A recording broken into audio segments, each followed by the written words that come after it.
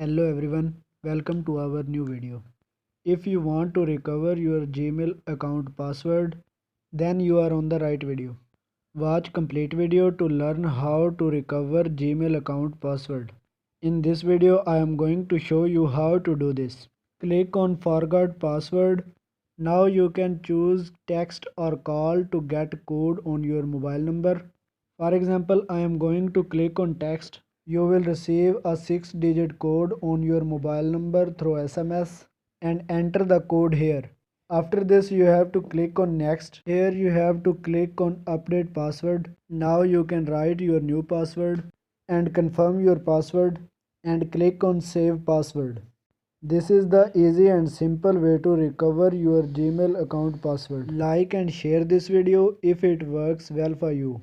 Also subscribe our Let Me Guide channel and press bell icon to get more problem solving videos. Thank you.